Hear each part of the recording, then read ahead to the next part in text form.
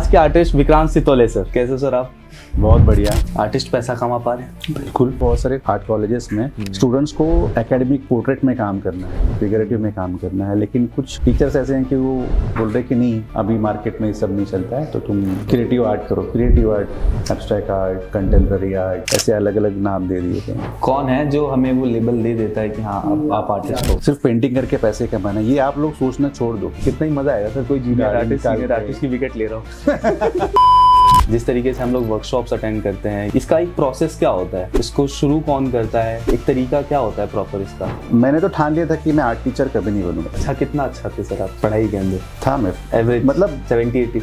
हाँ, फिर ठीक है। नहीं हाँ, तो यही बोला जाता है कि आर्टिस्ट बन गया बच्चा पढ़ाई नहीं करता है। मैं हमेशा बिलीव करता हूँ कि go with the flow. Sir आप एआई को कैसे देखते हो? तो कहते थे कि हमें आपसे सीखना है, तो 6 महीने बाद हम लोग पैसे कमाना शुरू कर देंगे। तो मुझे लगता है हर आर्टिस्ट ने मेडिटेशन भी करना चाहिए। सर आपका पहला फॉरेन ट्रिप कहाँ का था?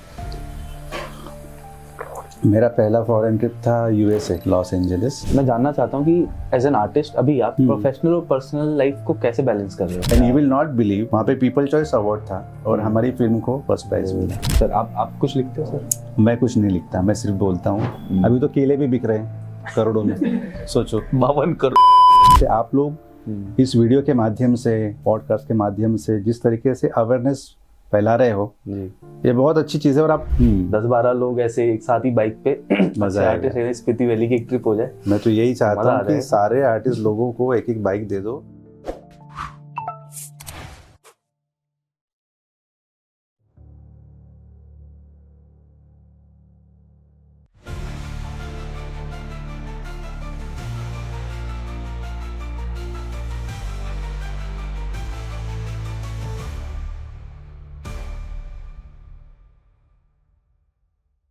नमस्कार दोस्तों, स्वागत है आपका दी आर्टिस्ट पॉडकास्ट में, powered by Oval art studio. मैं आपका होस्ट करणवीर। आज जो हमारे साथ कलाकार हैं उनके लिए मुझे इकबाल साहब का एक शेर याद आ रहा है। तू शाहीन है, तू परवाज है, तू शाहीन है, परवाज है काम तेरा, तेरे सामने आसमां और भी है। क्या बात है, क्या बात है, बढ़िया। स्वागत है सर आपका हमारे साथ। आज के आर्टिस्ट विक्रांत सितोले सर। नमस्ते। नमस्कार सर। नमस्ते। कैसे सर आप? बहुत बढ़िया, और आपसे मिलके बहुत अच्छा लगा। हमें भी सर। ये हमारे लिए ऐसा था कि सर हम बड़े टाइम से कोशिश कर रहे थे कि जल्दी से जल्दी मुंबई जाएं और आपसे मिले। जी जी। लेकिन जैसे भी तैसे नियति ने हमें मिलाया दिल्ली में। बहुत अच्छी बात है, और हम मुंबई में भी जरूर मिलेंगे मेरे स्टूडियो में। मेरे तो आप सबको इनविटेशन है कि आप मेरे स्टूडियो में आए जी, तो वहाँ आपको काम देखने को और एक अलग माहौल भी आपको मिलेगा। सर कैसी लगती है आपको आर्ट कम्युनिटी? आर्ट कम्युनिटी तो इट्स लाइक हमारा स्वर्ग है। आर्ट कम्युनिटी एक्चुअली देखा जाए तो there are lot of different fields. जैसे हम कहते हैं फिल्म इंडस्ट्री है, स्पोर्ट्स इंडस्ट्री है, कॉर्पोरेट वर्ल्ड है। तो वैसे मुझे लगता है कि आर्ट इंडस्ट्री अपने आप में एक बहुत ही बाकी के फील्ड से बहुत अलग है, क्योंकि यहाँ पे कोई कंपटीशन नहीं है, कोई पैसे कमाने का ये नहीं। यहाँ पे सिर्फ पैशन के लिए लोग काम करते हैं, सिर्फ सेटिस्फेक्शन के लिए काम करते हैं। तो मुझे लगता है कि आर्ट फील्ड में एक सच्चाई वाली भावना, सच्चाई से काम करने वाले लोग हमें ज़्यादा है मिलते हैं। ये फ़र्क है। तो जो अगर हम बात करें इस कम्युनिटी के अंदर दोस्ती की, जिस तरीके से हम लोग वर्कशॉप्स अटेंड करते हैं, ये चीज़ें होती हैं, तो इसका एक प्रोसेस क्या होता है? इसको शुरू कौन करता है? एक तरीका क्या होता है प्रॉपर इसका? दोस्ती मतलब जैसे वर्कशॉप्स होती हैं, हाँ, वो ऑर्गेनाइज कैसे होता है? किस तरीके से आर्टिस्ट साथ में अलग अलग शहर के आते हैं, मिलते हैं, काम करते हैं? तो हमने आपको हमेशा सोशल मीडिया पे देखा है। तो इसका प्रोसेस क्या होता है पूरा? हाँ, तो एक्चुअली वर्कशॉप एक इवेंट है। इसके अलग अलग सबके क्या कहते हैं पर्पस होते हैं। कुछ लोग सिखाने के लिए करते हैं, कुछ लोग इंटरेक्ट करने के लिए, या अलग अलग लोगों से मिलने के लिए जी, या अपना काम हम लोग कहते हैं ना कि स्प्रेड करने के लिए। हाँ। तो ऐसे अलग अलग होता है। अभी हम लोग वर्कशॉप करते हैं तो मेनली मुझे ऐसा लगता है कि हमारे पास जो भी ज्ञान है, हमने जो भी सीखा है जी, तो हमने भी किसी से सीखा है ना। सही बात है। तो हमें वो बांटना बहुत ज़रूरी है। बिल्कुल। तो मेरा हमेशा से ये प्रयत्न रहता है कि जो भी हमने सोसाइटी से सीखा है या बड़ों से सीखा है, वो हमें स्प्रेड करना बहुत ज़रूरी है। सोसाइटी को देना बहुत ज़रूरी है, क्योंकि ये हमारा खुद का नहीं है, ये भी कहीं कहीं से आया है।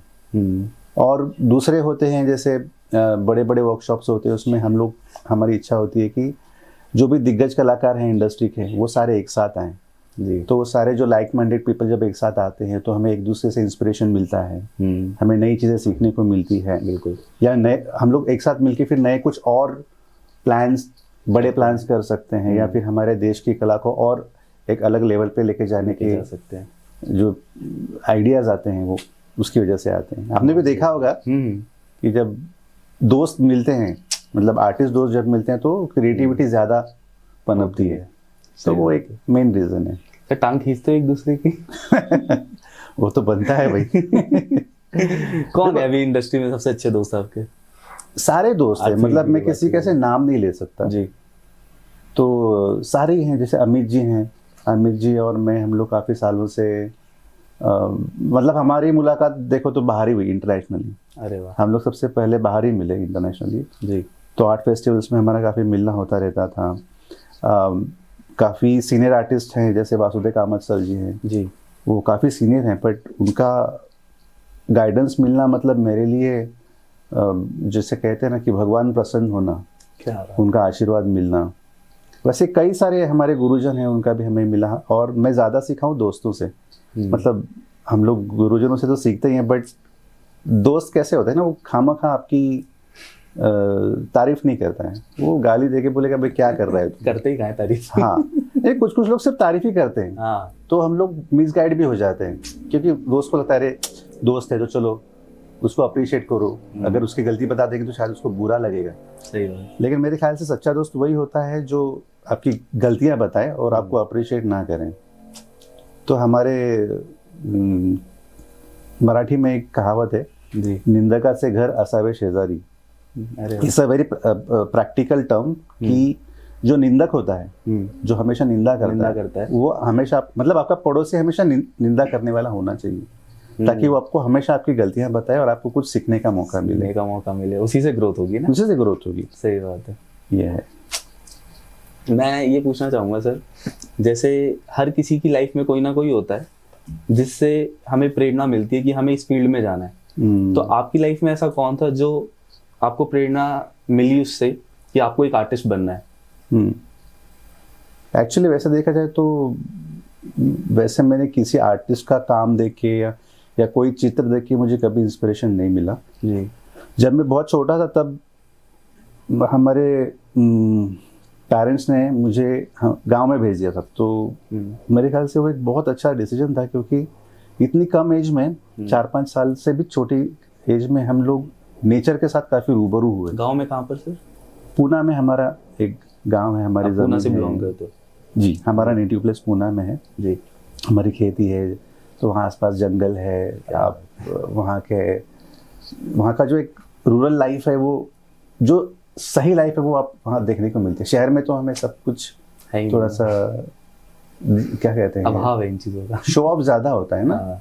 गांव में वो नहीं होता है, और आप नेचर से रूबरू होते हो। तो मुझे लगता है कि नेचर से ही मैंने, मतलब नेचर के जो कलर्स हैं, पेड़ पौधे के जो फॉर्म्स हैं, तो इन सब चीज़ों से मुझे ज़्यादा इंस्पिरेशन मिला।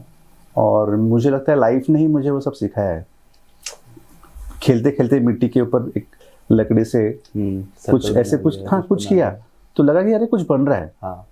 फिर ठंड में हमारी ड्राई स्किन हो जाती है, तो मैं ऐसे कुछ वो कांटे लेके ऐसे कुछ करता था, अरे कुछ फॉर्म बन रहा है। फिर पूरे बॉडी पे वो बनाना शुरू कर दिया। तो इस तरीके से मेरी लाइन के साथ, शेप्स के साथ पहचान हुई। और हमारी फैमिली में कोई भी आर्टिस्ट नहीं है। अच्छा। हाँ, तो वैसे मेरा कहा जाए ना कि भगवान हर बंदे को एक पावर देता है। मैं तो कहता हूँ सुपर पावर देता है। तो मुझे लगता है कि भगवान ने मुझे एक ऑब्जर्वेशन करने की बहुत अच्छी पावर दी थी। मुझे हर चीज़ में शेप्स, कलर्स, फॉर्म्स, टेक्सचर, तो वो मुझे काफ़ी अट्रैक्ट करते थे। और फिर बाद में शहर में आने के बाद न्यूज़पेपर देखने शुरू किए, मतलब हर चीज़ को। ऐसे नहीं कि सिर्फ चित्र देख के मैं इंस्पायर हुआ। कोई पान खा के दीवार पे थूक भी देता था ना, तो मुझे उसमें पेंटिंग दिखाई देती थी। तो मैं उसके बारे में सोचता बैठता था। अच्छा, ये आप शेयर भी करते थे अपने दोस्तों के साथ कि मुझे यार इसमें पेंटिंग दिख रही है? नहीं, मुझे पता ही किसी नहीं था से कि ये भी? पेंटिंग है। हाँ, मैं तो बस ऐसे ही इंटरेस्टिंग लग रहा है तो करो। क्योंकि मुझे वो बात भी बहुत अच्छी लगी, जैसे हाँ। आपने कहा कि स्किन के ऊपर वो लाइंस करते थे। हाँ। हमारे में ऐसे कहते हैं कि ये गरीबी है भाई हमारे पास लोशंस लिए लगाने के लिए, लेकिन वहाँ इतनी क्रिएटिविटी। और मुझे लगता है क्रिएटिविटी वहीं पनपती है जहाँ पे छोटी छोटी चीजों को उतना जल्दी एक्सेस नहीं होता है। अगर सबको एक्सेस मिल जाता है तो फिर तो वो बहुत लग्जरी हो गई ना, फिर वो ध्यान ही नहीं देता उन चीजों पे। बिल्कुल कहते हैं ना, जहाँ प्रॉब्लम्स आती है वहीं पे क्रिएशन होती है। बिल्कुल। तो वही मुझे लगा आपके साथ वही हो रहा है। और वही मैं कहता हूँ इनोवेटिव आर्ट है, जो मैं हमेशा बिलीव करता हूँ कि गो विद द फ्लो। हर चीज़ का एक कोई रीज़न होता है, हर चीज़ होने के पीछे एक रीज़न होता है। अभी मैं आर्टिस्ट बना हूँ या मेरे लाइफ में जो कुछ हो रहा है, तो ये सब हमने डिसाइड नहीं किया है और आप कुछ डिसाइड नहीं कर सकते। कुछ नहीं। ये जो नेचर है वो आपकी पॉजिटिव वाइब्स को या नेगेटिव वाइब्स को सपोर्ट करता है, उसकी वजह से हर चीज़ होती है। मैं तो इनफैक्ट ये भी कहता हूँ कि कोई भी पेंटिंग जब बनता है ना, जी सर, तो अगर आप इच्छा करते हो कि मुझे आज एक पेंटिंग बनाना है, तो भी आप नहीं बना सकते। उस पेंटिंग की अगर मर्जी होगी तो ही वो जन्म लेगी। तो मुझे लगता है कोई भी कलाकृति बनाना मतलब एक बच्चे को जन्म देने जैसा है। उसमें एक आत्मा का जो हम लोग कहते हैं ना, बहुत डालना, वो क्यों आर्टिस्ट लोगों को मूड की जरूरत क्यों पड़ती है? मूडी क्यों कहा कहते हैं उनको? हाँ, आप उनको टास्क दे दो, नहीं होता है। नहीं होगा वो जब तक वो खुद से नहीं आएगा, एनर्जी या जो पावर जो है ना, जब तक नहीं आएगी तब तक वो रिफ्लेक्ट नहीं होगी, नहीं होता है। तो हर चीज़ लाइफ में होती है। मुझे लगता है वो फ्लो के साथ हमें जाना चाहिए, उसके साथ छेड़खानी नहीं करना चाहिए। हम प्लान करेंगे कि चलो इसके बाद ये करेंगे, ठीक है, थोड़ा बहुत प्लानिंग हम कर सकते हैं, बट प्लानिंग के बाद अगर फ्लो चेंज हो रहा है तो यू शुड फॉलो दैट। बिल्कुल बिल्कुल।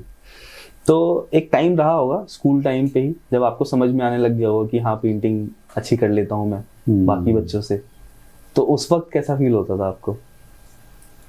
मतलब ऐसा तो मैंने कभी खुद को सोचा नहीं कि मतलब कंपटीशन कभी की नहीं, बट पता था कि हाँ कुछ तो आता है। बट और मैं जब छोटा था तब एक्चुअली उस वक्त काफ़ी डिस्करेजमेंट मिली थी। अच्छा। हाँ, मतलब मेरे मम्मी डैडी ने कभी डिस्करेज नहीं किया, लेकिन उनको छोड़ के बाकी पूरी दुनिया ने इतना डिस्करेज किया था कि क्या कर रहे हो, क्यों पेंटिंग कर रहे हो, क्यों ये ड्राइंग पेंटिंग क्या है। फिर फैमिली तो सपोर्ट कर रही है, वो बहुत बेस्ट चीज़ है। फिर बाकी फैमिली सपोर्ट कर रही थी, मेरे टीचर सपोर्ट कर रहे थे, क्योंकि उन्होंने वो पैशन मुझ में देखा ना कि ये लड़का तो बस यही जा रहा है, यही जा रहा है। तो हमारी फैमिली में भी जब हम गर्मियों की छुट्टी में कहीं जाते थे, तो आपको तो पता है कि सारे रिलेटिव जब मिलते हैं तो हमेशा आपका बच्चा क्या कर रहा है, ओह ये कर रहा है, आपके बच्चे को कितने परसेंटेज मिले। तो ऐसे कंपटीशन, अरे इसको तो इतनी परसेंटेज मिले, इसको इतने परसेंटेज मिले। हालांकि मैं पढ़ाई में भी अच्छा था, अच्छा क्या, बट उनके लिए एक अच्छा बच्चा होना मतलब पढ़ाई में अच्छा होना। अच्छा, कितना अच्छा थे सर आप पढ़ाई के अंदर? मतलब था मैं एवरेज, मतलब 70-80? हाँ, फिर ठीक है फिर कवर कर सकते हैं ना आर्टिस्ट। नहीं तो यही बोला जाता है कि आर्टिस्ट बन गया बच्चा पढ़ाई नहीं करता है। हाँ, फिर तो ठीक है, आपने बचा रखा है वो।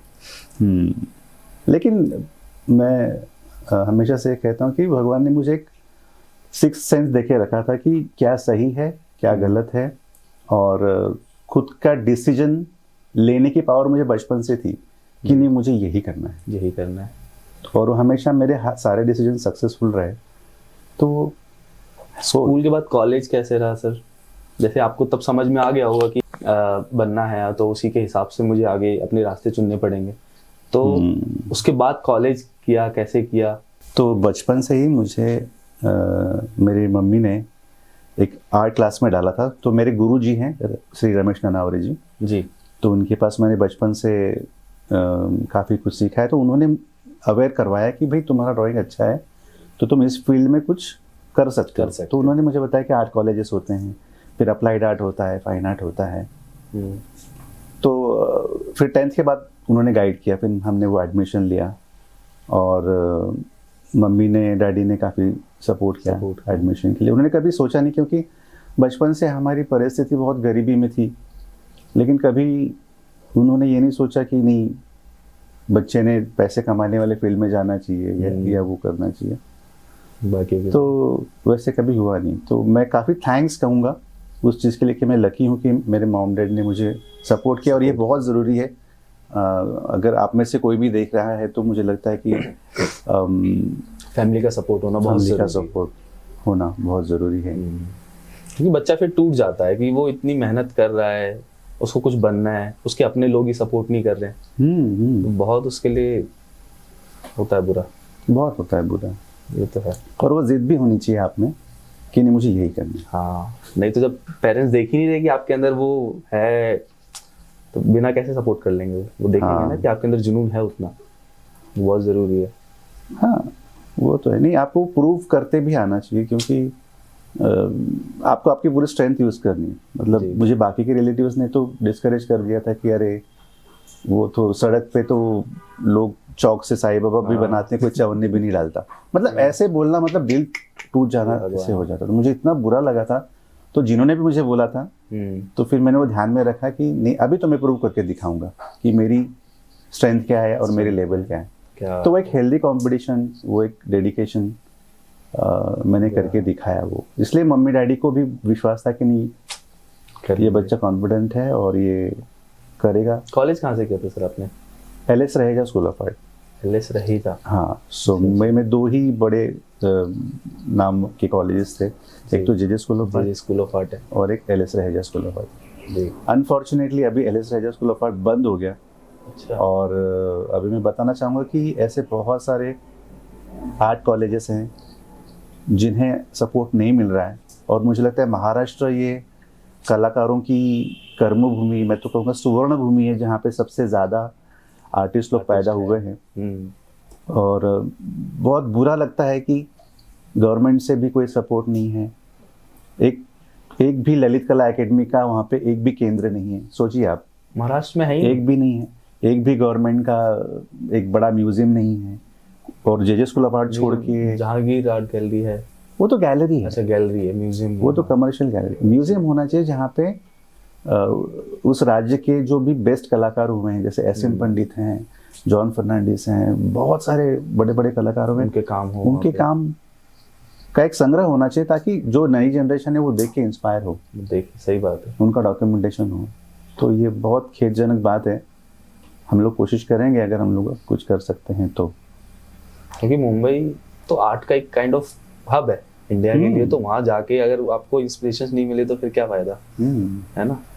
बिल्कुल बिल्कुल। सर जैसे कॉलेज आपका खत्म हुआ, उसके बाद आपके सामने कैसी सिचुएशंस आने लग गई थी? हाँ, ये बहुत ज़रूरी है। मुझे लगता है कि ये सारे आर्ट स्टूडेंट्स के लिए एज एन आर्टिस्ट हाँ बहुत ज़रूरी है। मुझे इंस्टाग्राम पे बहुत लोग पूछते हैं जी, सर मुझे ड्राइंग पेंटिंग में बहुत इंटरेस्ट है, लेकिन आगे मैं कैसे कमाऊँ, कितना पैसा मिलेगा, क्या मैं एक अच्छी लाइफ जी सकता हूँ? ये सवाल जायज़ है, लेकिन मुझे लगता है कि art is not a profession. और मैं भी जब स्टूडेंट था, जब मैंने आर्ट कॉलेज में एडमिशन लिया, तो मुझे भी ये सवाल आए क्योंकि हम भी काफ़ी गरीब परिस्थिति से बाहर आए थे। तो उसको मैंने कैसे टैकल किया वो मैं बताता हूँ, बट पहले मैं ये बताना चाहूँगा कि बच्चों को कि आप इसके बारे में ना सोचें, क्योंकि art is not a profession, art is a choice. It's your choice. आपने कुछ डिसाइड किया है कि मुझे लाइफ में ये मेरा गोल है ना? अगर आपको लाइफ में कोई आनंद लेना है तो उसमें अगर आप बेनिफिट सोचोगे तो फिर वो दूषित हो जाएगी वो कला। बट सर सर्वाइवल बड़ा क्वेश्चन आता है ना, तो सर्वाइवल के लिए आप कुछ और करो, फिर डाइवर्ट हो जाएगा इंसान। डाइवर्ट क्यों होगा? मैंने हमेशा से मेरा प्रोफेशनल लाइफ और मेरा प्योर जो आर्ट है उसको मैंने हमेशा अलग ही रखा है।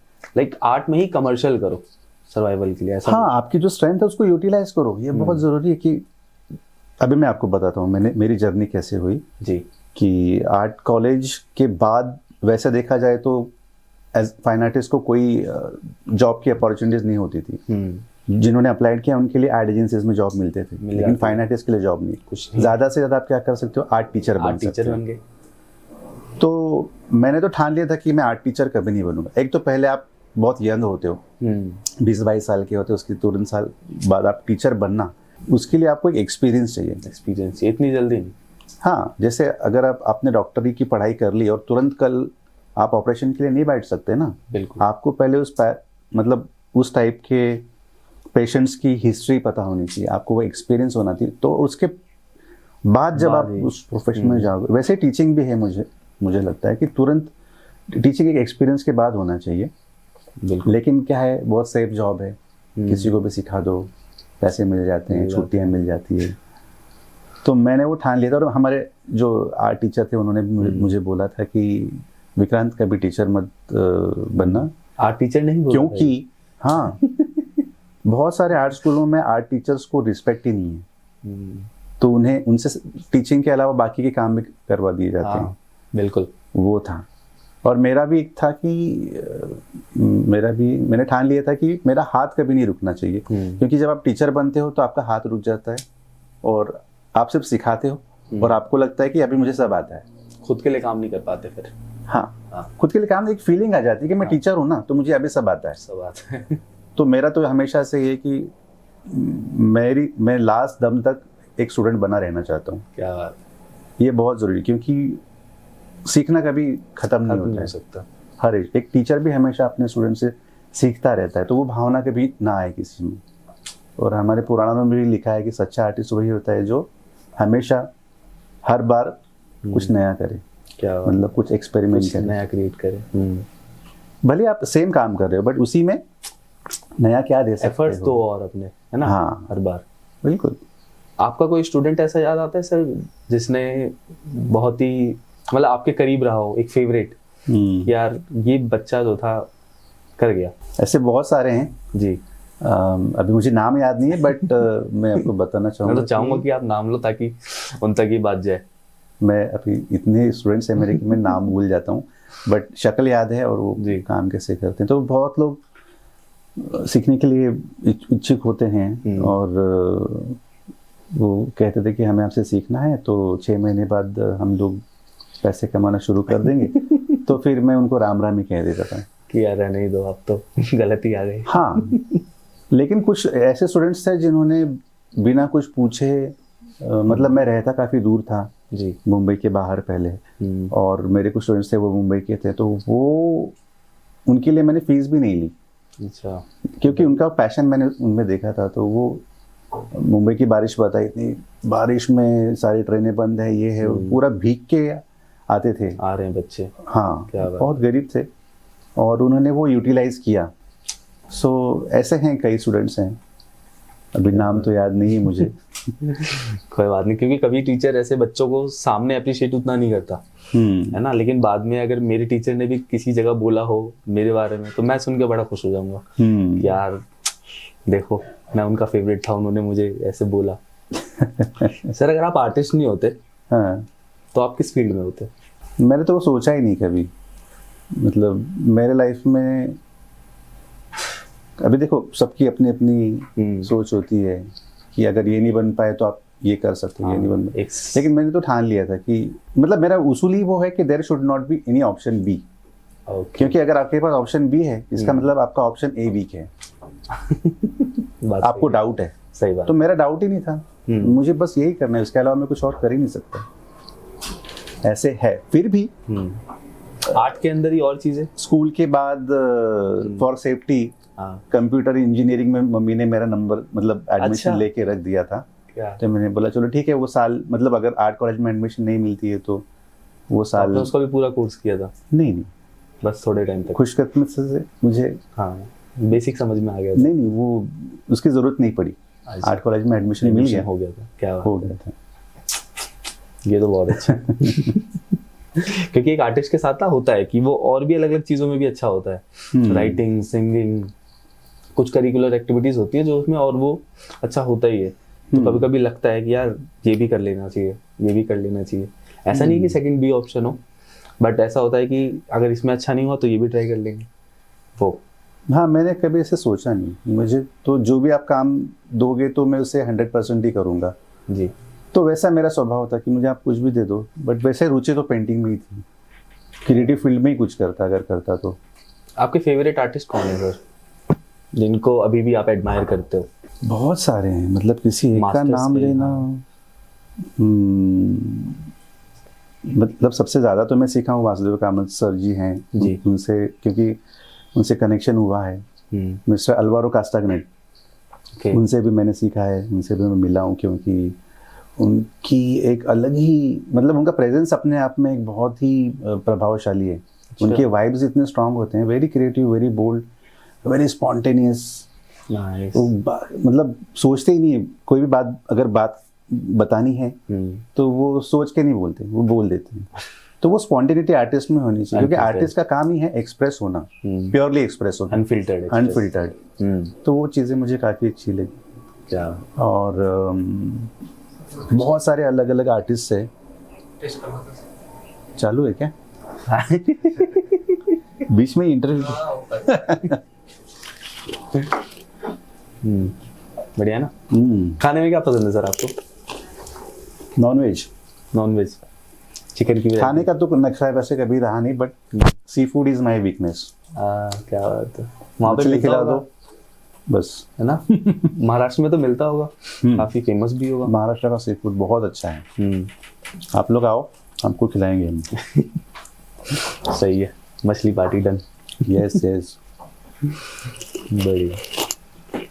आप पढ़ते हो सर? मैंने बुक्स का कलेक्शन बहुत किया है जी, लेकिन पढ़ा नहीं जाता।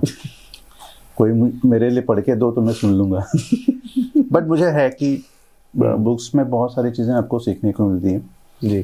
तो शुरू में मैंने कुछ ऑडियो बुक्स ट्राई की, तो काम करते करते आप सुन रहे हो। अभी भी यूट्यूब पर भी काफ़ी प्रवचन होते हैं, ओशो के प्रवचन होते हैं, उनके विचार सदगुरु जी के हैं। तो ये काम करते करते सुन लेते हैं तो आपको बोर नहीं होता है। गाने सुनते हो सर आप वैसे? पेंटिंग बनाते हुए बहुत हेल्पफुल होता है। बहुत। कैसे गाने? अलग अलग, मुझे हिंदुस्तानी क्लासिकल ज़्यादा पसंद है, इंस्ट्रूमेंटल। और वोकल में अगर बात की जाए तो नुसरत फतेह अली खान। क्या बात। पता नहीं, वो उनका आवाज़ सुन के एक अलग ही उनका एक आलाप ही आता है तो अलग सी एनर्जी आ जाती है। हाँ। तो अभी मेरा रिसेंट शो हुआ ना जहांगीर में, तो मैं रात भर काम करता था, तो नुसरत जी की ही प्लेलिस्ट है मेरी पूरी। क्या? तो वो पेंटिंग कर रहा हूँ और पीछे नुसरत जी का काम चल रहा था। अभी मुझे ये भी याद हो गया कि कौन से शेप के वक्त कौन सा गाना चल रहा था। वैसे तो काफ़ी इंस्पायरिंग है, आपको एक एनर्जी मिलती है उससे, क्योंकि म्यूजिक एक बहुत अच्छा सोर्स ऑफ एनर्जी है हम लोगों के लिए जो हम काम करते हैं। कभी कभी डिस्टर्बेंस भी होता है म्यूजिक की वजह से? डिस्टर्ब तो नहीं, वैसे तो हुआ नहीं कभी। फ्लो ही बनता है हमेशा काम का। कभी कभी आपको शांति भी चाहिए होती है जी। कभी कभी लगता है कि नहीं, आज म्यूजिक की जरूरत नहीं है, आज बस अपने से बात करते करते भी पेंट हो जाएगा। हाँ, एक खुद का, जिसे हम कहते हैं ना, अभी वो वर्ड नहीं याद आ रहे मुझे, बट खुद से हम बात करते हैं, खुद के विचारों में हम लोग डूबे रहते हैं और उसके साथ साथ काम थोड़ा मेडिटेटिव। हाँ, वैसे भी होता है। मेडिटेशन करते हो आप? प्रैक्टिस तो नहीं करता हूँ, but I am a meditative person, because अभी बहुत सारे अलग अलग फॉर्म्स हैं मेडिटेशन के। जी। सो आई प्रैक्टिस विपश्यना। गोयंका जी ने जो शुरू किया था, तो वो मैं करता हूँ। तो 10-12 दिन का उनका 10 days का होता है मेडिटेशन कोर्स। तो विपश्यना सेंटर अभी पूरे वर्ल्ड में है ये, और मैं तो कहूँगा कि हर आर्टिस्ट ने करना चाहिए। अच्छा, वो अपने सवाल पूछा जी कि जैसे हम लोग स्केचिंग करते हैं या और कुछ सीखते हैं, वैसे मुझे लगता है हर आर्टिस्ट ने मेडिटेशन भी करना चाहिए। तो सबके अलग अलग फॉर्म है, उसमें से विपश्यना एक जो फॉर्म है, ये मुझे लगता है सबसे नेचुरल वे है।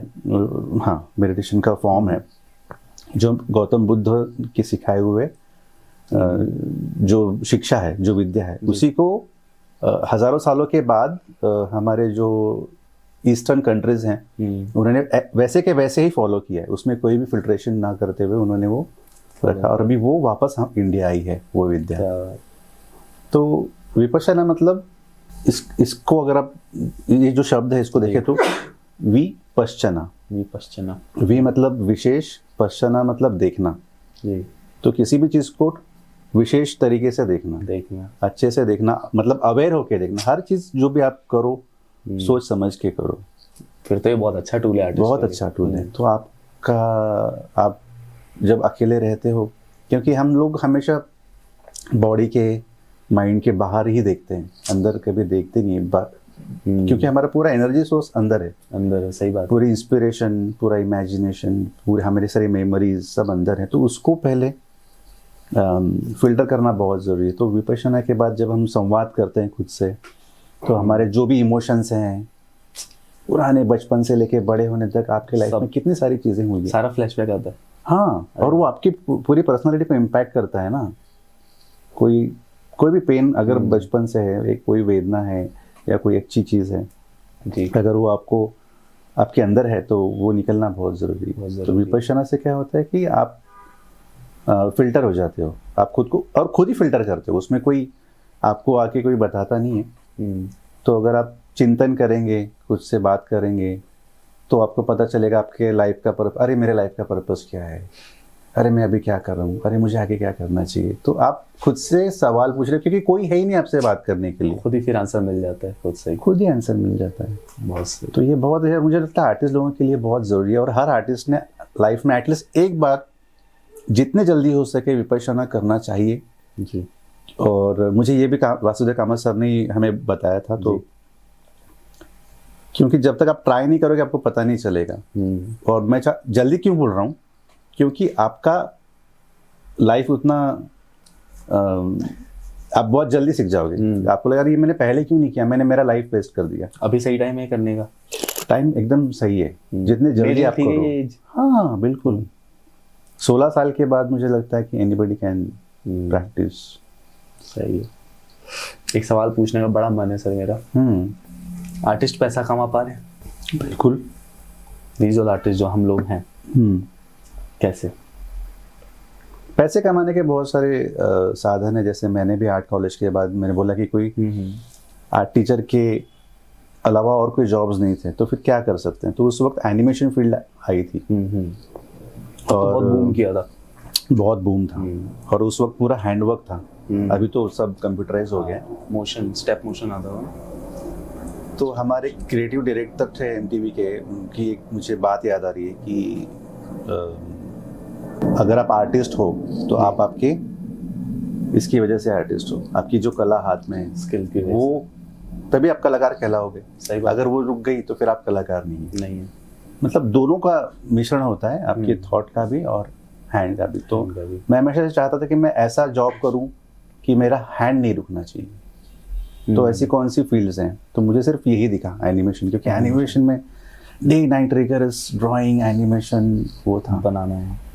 तो इसलिए मैंने वो चूज़ किया। और मुझे लगता है कि मुझे वहाँ पे बहुत कुछ सीखने को मिला जो आर्ट कॉलेज में सीखने को नहीं मिला जी।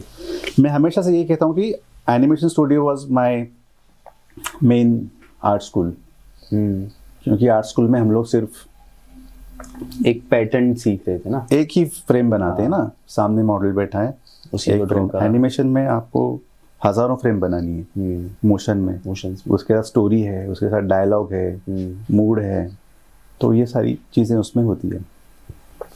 प्लस कितना टाइम किया सर आपने ये काम?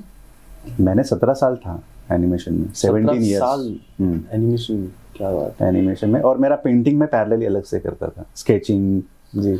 तो मैंने कभी मेरी जो आर्ट है उसको मैंने कमर्शियल टच नहीं आने दिया, वो आने नहीं दिया, वो अलग रखा। अभी देखो ध्यान से सुनना, मैं क्यों बोल रहा हूँ सब लोगों को। बहुत लोगों को लगता है कि नहीं, कॉलेज के बाद मुझे बस आर्टिस्ट ही बनना है, आर्टिस्ट ही रहेंगे, हम सिर्फ पेंटिंग ही करेंगे। अरे भाई, खाओगे पियोगे क्या? हाँ, उसका क्या जरिया है? उसका क्या जरिया है? तो बहुत लोगों को मैंने देखा कि आर्ट कॉलेज के बाद वो सोचते हैं कि हम लोग एग्जीबिशन करेंगे जी, पेंटिंग बेचेंगे, लेकिन पेंटिंग बिकती नहीं बहुत जल्दी। और अगर आप बेचने के हिसाब से पेंटिंग करोगे तो मुझे लगता है कि कहीं ना कहीं देखिए, दो फर्क है। एक तो आप बिना एक्सपेक्टेशन के पेंटिंग कर रहे हो, तो इसका मतलब आप ये नहीं सोच रहे हो कि मेरा पेंटिंग मैं किसी क्लाइंट के लिए कर रहा हूँ। हाँ, अभी आप मुझे बताओ, इंडिपेंडेंटली वो अपने लिए कर रहे हैं, अपने लिए कर रहे हो, तो क्रिएटिविटी ज्यादा पनपती है जी। तो सेल के हिसाब से करोगे तो आप सोचोगे मार्केट में क्या चल रहा है, तो हाँ चलो ये चल रहा है, तो ये तो वो अपने आप हो ही जाता है वो।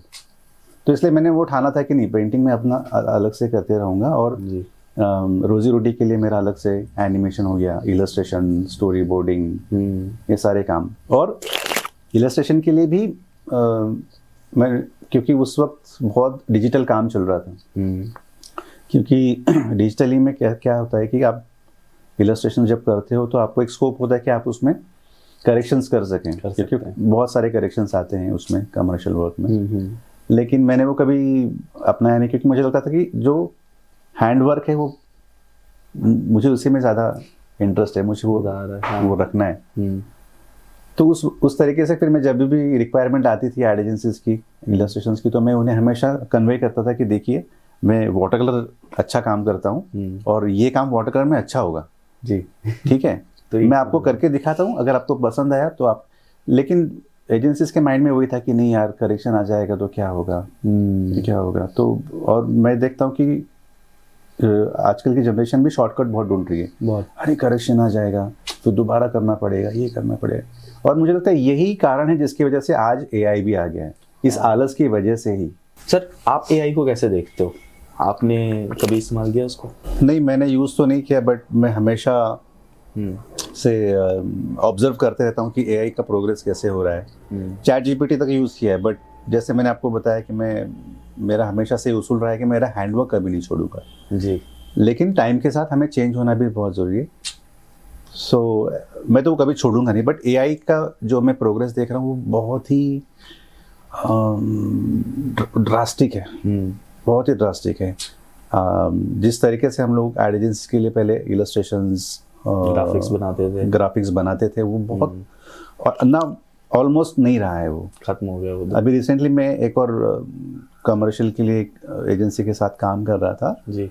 तो उन्हें वाटर कलर का, अभी वाटर कलर एक ऐसा मीडियम है कि वो एआई इतनी उतनी नहीं पकड़ सकता, बाकी की वो सब पकड़ लेता है जी।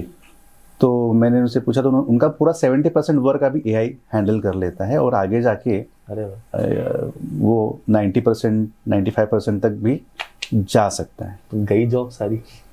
जॉब तो नहीं जाएगी मुझे लगता है, क्योंकि देखो अभी पुराने ज़माने में भी ओल्ड मास्टर्स लोग पोर्ट्रेट्स बनाते थे ना जी, बिल्कुल। उसके बाद कैमरा आ गया तो सबको लगा अभी पोर्ट्रेट्स तो बनाने के लिए मतलब तो क्या फायदा, एक सेकंड में फोटो खींच रही है। हाँ, बट ऐसे हुआ क्या?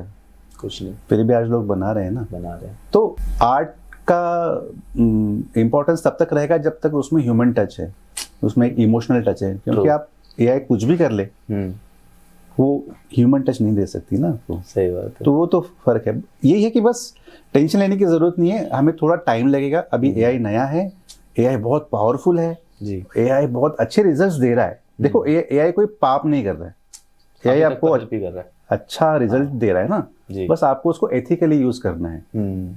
तो वही है, दोनों की दो साइड्स होती है, नेगेटिव पॉजिटिव हर चीज की, तो वो हमें पॉजिटिवली उसको मैनेज करना है। हाँ, आई थिंक कुछ सालों के बाद हमें हर आर्टिस्ट को एआई को कैसे यूज करना है, कैसे यूटिलाइज करना है वो पता चल जाएगा। तो अच्छा है मेरे ख्याल से, जो भी चेंजेस हो रहे हैं आप उसको अडाप्ट कीजिए, बट एथिकली कीजिए ताकि आप किसी के ऊपर अन्याय ना हो। क्योंकि ऐसे बहुत सारे कोर्सेज बन गए मार्केट में, टेक के हो या अलग अलग फील्ड के हो, तो कैसे एआई को इस्तेमाल करना है, यूज करना है, ऐसे बहुत सारे कंटेंट क्रिएटर्स हैं जो कोर्स बना के अपना बेच रहे हैं। But as an artist AI को कैसे हेल्पफुल बनाना है, इसके ऊपर कभी इतनी ज्यादा बात हुई नहीं, कोई कोर्स ऐसा कुछ है नहीं। तो मे बी ये चीजें भी आगे आके देखने को मिलेंगी कि इसको आप कैसे हेल्प के लिए ले सकते हो। बिल्कुल, है ना। तो मैं कहना चाहूंगा कि एआई को ना आप लोग सब हमेशा एक सपोर्टिंग टूल करके ही समझ के उसको यूज कीजिए। आजकल मैं देख रहा हूँ बहुत सारे बच्चे लोग एआई में ही पूरा पेंटिंग बना रहे हैं और एज इट इज उसे कैनवास के ऊपर पेंट कर रहे हैं या कॉपी कर रहे हैं, लेकिन वो नेचुरल नहीं लग रहा है, वो लग रहा है कि एआई ने बनाया हुआ है। और मुझे लगता है कि अभी रिसेंटली इंडिया आर्ट फेस्टिवल में भी आप लोगों ने शायद ऑब्जर्व किया होगा, बहुत लोगों ने एआई का यूज करके पेंटिंग्स बनाए हैं जो बहुत सुंदर है। देखिए पेंटिंग, मुझे लगता है कि पेंटिंग इट्स अ इमोशन ज्यादा होता है, तो मुझे लगता है आपने सिर्फ इमोशन का यूज करके करना चाहिए।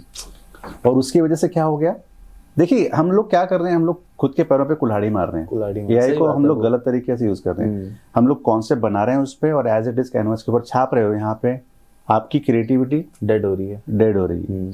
और आगे जाके ऐसे होगा। अभी इंडिया आर्ट फेस्टिवल में भी बहुत लोगों ने ऐसे काम किए और उसे रिस्पॉन्स नहीं मिला है।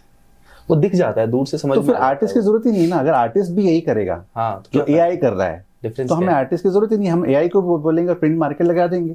सही बात। तो आप क्या कर रहे हो? तो हमें हमारी जो स्ट्रेंथ है ना, जो हमारी जो ऑर्गेनिक आर्ट है वही रखना है, जो एआई नहीं कर सकता। सही बात है। तो कुछ ही टेंशन लेने की जरूरत नहीं है, सब सही हो रहा है, बैलेंस्ड है। हाँ बेस्ट है सर। जब आप काम करते करते एनिमेशन का, वो किस पॉइंट पे आपने छोड़ा फिर? क्योंकि जब आप इधर अपना काम करने लग गए थे तो एक टाइम पे तो आके स्टेबिलिटी मिल गई आपको, तो वो कौन सा पॉइंट था जब आपने जॉब छोड़ी और फिर बस मैं तो इंडिपेंडेंट ही करूंगा? एक्चुअली मैं छोड़ना नहीं चाहता था जी, क्योंकि जितना पैशनेटली मैं पेंटिंग करता हूँ उतना पैशनेटली मैं एनिमेशन भी करता था, क्योंकि एनिमेशन से मैंने बहुत सीखा है। और मैं हमेशा से कहता हूँ कि film making is the best art form, जिसमें से एनिमेशन भी एक है, जिसमें से आप जिसमें विजुअल भी होता है, म्यूजिक भी होता है, डायलॉग भी होता है जी, सब कुछ होता है ना। पेंटिंग में म्यूजिक नहीं है, मूवमेंट नहीं है, एनिमेशन में सब कुछ है, या फिल्म मेकिंग में सब कुछ है। हाँ, तो लेकिन एक था कि एनिमेशन फील्ड में मैन पावर बहुत लगती है, मेहनत बहुत लगती है, काम बहुत होता है, अकेले की बस का नहीं। तो एक टाइम पे ऐसे हो गया था कि एनिमेशन का काम डे नाइट में कर रहा हूँ और मुझे पेंटिंग करने को नहीं मिल रहा है। So I was not able to balance both the things. आ जाता है वो टाइम। तो मुझे मजबूरन कहीं पे वो एक फैसला लेना पड़ा कि नहीं, अभी दोनों चीज़ें हैम्पर हो रही, तो किसी एक चीज़ पे फोकस किया जाए। किस एज में सर? तो भी हो के मेरे ख्याल से 8-10 साल हो गए जी। वैसे तब आपने छोड़ दिया? तब मैंने छोड़ा और फिर फ्रीलांस कर रहा था। थोड़ा टाइम फ्रीलांस किया, थोड़ा टाइम ये किया, इस तरीके से। और ये भी डिसाइड मैंने कैसे किया, क्योंकि आप एनिमेशन जब करते हो तो क्लाइंट के लिए करते हो, क्लाइंट आपको कॉन्सेप्ट देगा, उनको जैसा चाहिए वैसा ही होना। पेंटिंग में हम प्योरली हमें जो चाहिए वो कर सकते हैं, तो इसीलिए मैंने तो वैसे मालिक हम खुद है ना। हाँ, बट दोनों आर्ट फॉर्म बहुत सुंदर हैं। एनिमेशन को इंडिया में अभी तक सिर्फ हम लोग as a cartoon, as a commercial thing ऐसे माना जाता है, बट मेरे ख्याल से इंडिया में एनिमेशन को अभी तक एज अ फाइन आर्ट किसी ने, ज़्यादा लोगों ने यूज़ नहीं किया, उसकी पावर को समझा नहीं है। मेरे ख्याल से होगा भविष्य में। हाँ, क्योंकि हमें फिर और अच्छी एनिमेशन मूवीज देखने को मिलेंगी, हम उसकी वैल्यू करने लग गए, जैसा बाहर देखने को मिलता है हमें। उसके लिए जरूरी है ना लोगों को भी जागरूक होना, क्योंकि अगर इतनी मेहनत करके, इतना पैसा खर्च करके कोई फिल्म बने, फिर वो देखी ही ना जाए, नुकसान होगा ना फिर। बिल्कुल बिल्कुल। तो आप लोगों को ये सोचना बहुत ज़रूरी है। जैसे बच्चों को सवाल आता है कि कॉलेज के बाद सिर्फ पेंटिंग करके पैसे कमाना, ये आप लोग सोचना छोड़ दो, ये बहुत ही ओल्ड फैशन थॉट है। पेंटिंग करके तो नहीं होगा। पेंटिंग नहीं, क्या ये एक ही रास्ता है क्या पैसे कमाने का? मैं वही भाई, आपके पास स्किल है और क्या क्या रास्ते हैं, तभी तो बच्चों को समझ में आएगा ना। आप अगर मेरा पोर्टफोलियो देखोगे तो मेरे पोर्टफोलियो में आपको सब अलग अलग काम दिखेंगे, इलस्ट्रेशंस दिखेंगे, स्टोरी बोर्ड दिखेगा, मैंने किसी टीवी सीरियल के लिए कुछ काम किया है, फिल्म के लिए कुछ काम किया है, फेस्टिवल्स के लिए काम किया है, मैं सिखाता भी हूँ बहुत अलग अलग तरीके से। तो मैं क्या कर रहा हूँ, देखिए मैंने आपको भी बताया कि एड एजेंसी में भी इलस्ट्रेशन के लिए मैं जाता था, तो मैंने मेरे हैंडवर्क को ज़्यादा प्रमोट किया वहाँ पे, नहीं कि हाँ, ना कि आप मुझे बताओ मैं वो करूँगा, नहीं तो फिर आप आपकी कला खो दोगे ना। तो मुझे लगता है कि आपको ढूंढना चाहिए कि आपकी स्किल आप कितने अलग अलग फील्ड में आप यूज़ कर सकते हो। मे बी आप टेक्सटाइल में यूज़ कर सकते हो, एनिमेशन में यूज़ कर सकते हो, और क्या कहते हैं आर्किटेक्चर में, बहुत लोगों को डिज़ाइंस बनाने पड़ते हैं, डिज़ाइनिंग में, कॉन्सेप्ट आर्ट है, बहुत सारी फील्ड्स हैं।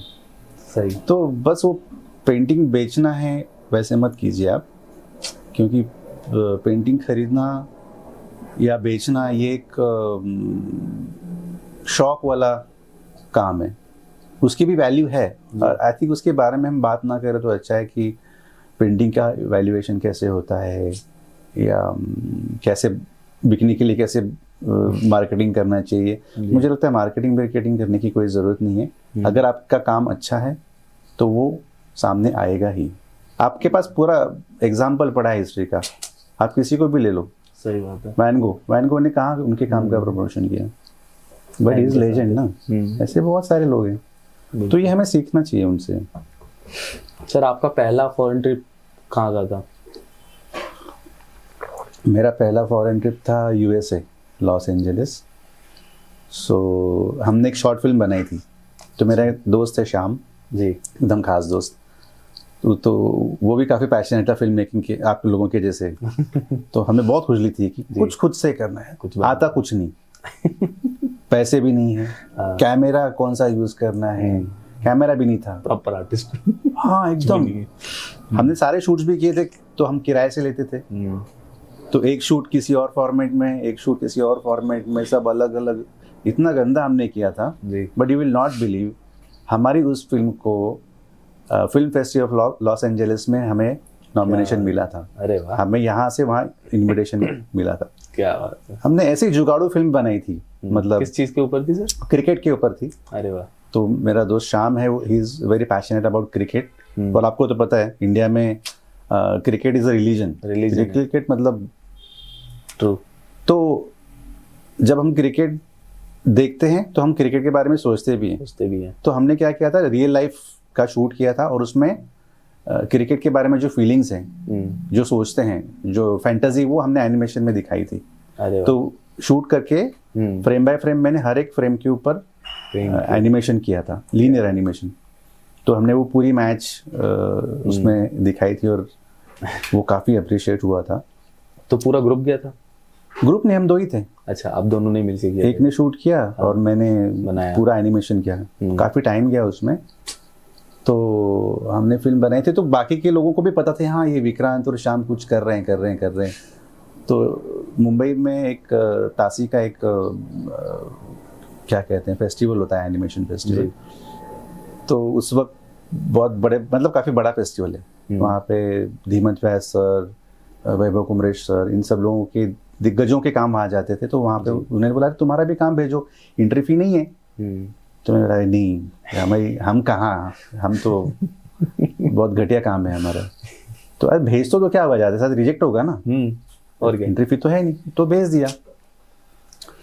और तो वो एंट्री फी ही, जिसमें तारे ज़मीन पर आपने मूवी देखी है जी, तारे ज़मीन पर मूवी जब स्टार्ट होती है तो उसमें भी स्टार्टिंग में एनिमेशन आता है, वो श्री धीमंत व्यास जी ने किया है। और वैभव कुमरेश जी जो हमारे गुरु हैं, बहुत बड़े लेजेंड है वो। उनके साथ हमारा काम वहाँ पे नॉमिनेट हुआ। And you will not believe, वहाँ पे पीपल चॉइस अवार्ड था और हमारी फिल्म को फर्स्ट प्राइज मिला।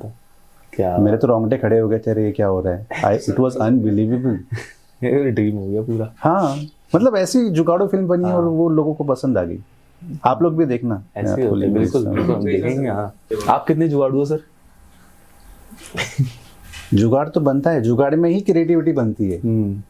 मुझे तो ऐसे लगता है, वही एक्सपेरिमेंट याद आ रही है आपको जब ने आप बहुत ज्यादा जुगाड़ किया किसी चीज के लिए?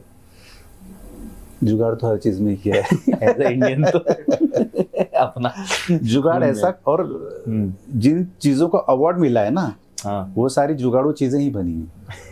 अभी एक और मैं आपको जुगाड़ बताता हूँ कि मैं एक बार पेंटिंग करने के लिए बैठा था।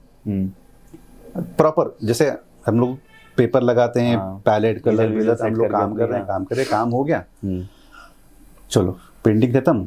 और वो मेरे पास पैलेट भी नहीं थी, तो वहीं पे ना ऐसे कचरे में एक वो कोरोगेटेड शीट का टुकड़ा पड़ा हुआ था, तो उसी के ऊपर मैंने कलर निकाले थे। अच्छा, पेंटिंग खत्म हो गया, अभी कलर बचे करे क्या। और हम लोग तो हैं गरीब, अरे कलर कैसे वेस्ट कैसे फेंक तो नहीं सकते, हमारी संपत्ति है वो खत्म। तो फिर उसको क्या करे, तो मैंने देखा तो मुझे कुछ दिखा उसके ऊपर, तो मैंने ऐसे बस थोड़ा बहुत 4-5 स्ट्रोक्स मार के कुछ फॉर्म रख के एक अच्छा कंपोजिशन बनाया। और कुछ सालों के बाद मैंने वो किसी कंपटीशन में भेज दिया तो उसे अवार्ड मिल गया। अरे वाह क्योंकि वो बिना एक्सपेक्टेशन के काम हुआ है ना। आप एक्सपेक्टेशन करके बनाओगे कि नहीं मुझे एक मास्टरपीस बनाना है और तब नहीं ये नहीं। तो कला है ही यही, मतलब जो चीज़ आप बिना एक्सपेक्टेशन के करोगे तो भगवान आपको आशीर्वाद देगा ही। मेरे साथ ऐसे ही हुआ है हमेशा से कि जो भी चीजें मैंने बिना, मतलब ऐसे हो गई है नेचुरली। जुगाड़ तो वही होता है ना, वो जुगाड़ ही हो गया, मतलब कोई सोच भी नहीं सकता, वो तो मैं कचरे में फेंकने वाला था। सही बात है, उसको अवार्ड मिल गया, उसको मिल गया। और भी मेरे ऐसे कई आर्ट वर्क्स हैं जो मुझे याद नहीं कि मैंने कैसे बनाए। कभी कभी कुछ एक अलग एनर्जी आ जाती है, आप रात को 2 बजे उठ के कुछ बना देते हो और आप सो जाते हो और आपको याद भी नहीं कि आपने रात में कुछ बनाया है। ऐसे भी कुछ काम है, ऐसे बहुत सारे हैं जी। आपको मोटिवेट क्या करता है सर काम करने के लिए? मोटिवेट तो मुझे नेचर ही करता है, नेचर ही करता है। और मुझे लगता है कि आपकी लाइफ ही आपका एक मोटिवेशन है, क्योंकि आपकी लाइफ में जो भी घटनाएं होती हैं वो आपके इमोशंस को हिट करती हैं, और वो इमोशंस फिर आपको एक्सप्रेस होने के लिए इंस्पायर करता है, करती है। हाँ। स्ट्रगल कुछ नहीं, सब सर्वाइविंग है, हाँ। उसके अलावा कुछ नहीं। उसके बाद फिर आपके चोचले बढ़ते हैं तो फिर स्ट्रगल शुरू होता है। मुझे ऐसे लगता है कि यार अब ये चीजें फुलफिल करनी पड़ेंगी, हाँ, उसके लिए स्ट्रगल करना है। हाँ, फिर स्ट्रगल बढ़ जाता है। बस मुझे लगता है मज़ा लेना चाहिए प्योर काम का, उसमें कोई भी क्या कहते हैं उसको, कोई दिखावा नहीं होना चाहिए। मतलब ये भी सवाल पूछते हैं कि अरे आपने सोचा होगा आर्टिस्ट, आप बड़े होकर आर्टिस्ट बनोगे या आपको एक बड़ा आर्टिस्ट बनना है। मैंने बोला आर्टिस्ट बनना क्या होता है, आर्टिस्ट तो मैं हूँ, और क्या आर्टिस्ट बनना है, मैं तो ड्रॉ कर सकता हूँ, पेंट कर सकता हूँ। तो वो दिमाग से निकाल दीजिए कि ऐसे कुछ होता है। कौन है जो हमें वो लेबल दे देता है कि हाँ अब आप आर्टिस्ट हो? हाँ, क्या वो डिग्री देती है, क्या वो लोग देते हैं, क्या वो हम खुद को देते हैं? मैंने कभी लाइफ में सोचा भी नहीं था कि इतने लोग मतलब काम अप्रिशिएट करेंगे, इतने लोग फॉलो करेंगे, या सोशल मीडिया भी आएगा। एक तो अच्छा था कि वो टाइम पे सोशल मीडिया नहीं था।